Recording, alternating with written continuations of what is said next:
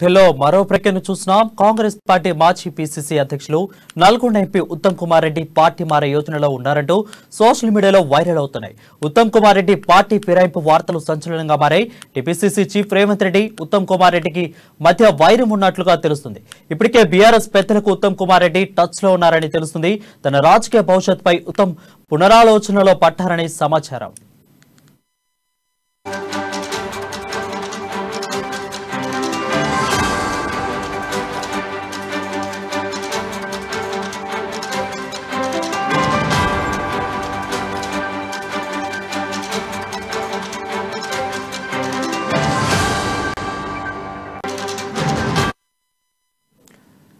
Congress party మాజీ PCC అధ్యక్షులు Nalgonda MP Uttam Kumar Reddy party మారే యోచనలో ఉన్నారంటూ సోషల్ మీడియాలో వైరల్ అవుతున్నాయి.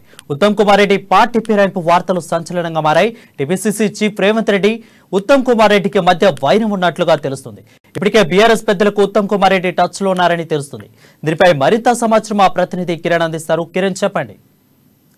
వరుణ్, గత కొద్ది రోజులుగా ఉమ్మడి నల్గొండ జిల్లాకు చెందినటువంటి మాజీ పిసిసి అధ్యక్షుడు, నల్గొండ ప్రస్తుత ఎంపీ ఉత్తమ్ కుమార్ రెడ్డి దంపతులు కారు ఎక్కబోతున్నారు అనే సమాచారం అయితే తెలుస్తుంది. అయితే గత కొద్ది రోజులుగా కూడా ఆయన పార్టీ మారి బీఆర్ఎస్ పార్టీలోకి పోతారనే సోషల్ మీడియాలో ప్రచారం జరుగుతున్నప్పటికీ గత 2-3 రోజులుగా బీఆర్ఎస్ అధిష్టానము ప్రత్యేకంగా దృష్టి పెట్టి కొంతమంది పెద్దలు బీఆర్ఎస్ లకు రావాలని ఉత్తమ్ కుమార్ రెడ్డి దంపతులు ఆహ్వానించినట్టుగా తెలుస్తుంది.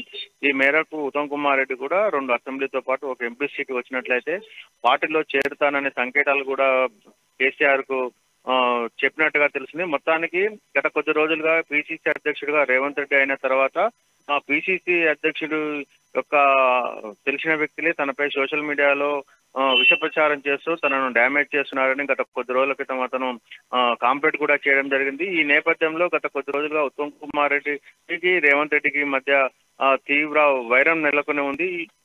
ఈ నేపథ్యంలో ఉత్తమ్ కుమార్ రెడ్డి బీఆర్ఎస్ పార్టీలోకి వెళ్తే ఎలా ఉంటుందని ఆలోచన చేసిన నేపథ్యం ఇటు బీఆర్ఎస్ పెద్దలు కూడా ఉత్తమ్ కుమార్ రెడ్డితో మాట్లాడినట్లుగా తెలుస్తుంది. మొత్తానికి 2-3 రోజుల్లో ఒక క్లారిటీ వచ్చే అవకాశం ఉంది. కోదాడ, హుజూర్నగర్ తో పాటు తిరిగి నల్గొండ ఎంపీ స్థానంపై ఆయన పట్టుబడుతున్నట్టుగా తెలుస్తుంది.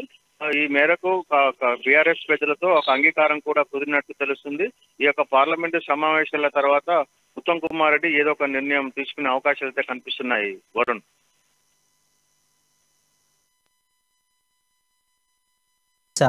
ఒకవేళ అధికారంగా స్పందిస్తే ఏ విధంగా స్పందించారు? రైట్ కిరణ్, చూసుకున్నట్లయితే ఈ వైరల్ గా మారుతున్న సంచలన విషయాల మీద ఉత్తమ్ కుమార్ రెడ్డి స్పందించారా? ఒకవేళ స్పందిస్తే అధికారంగా ఏ విధంగా స్పందించారు?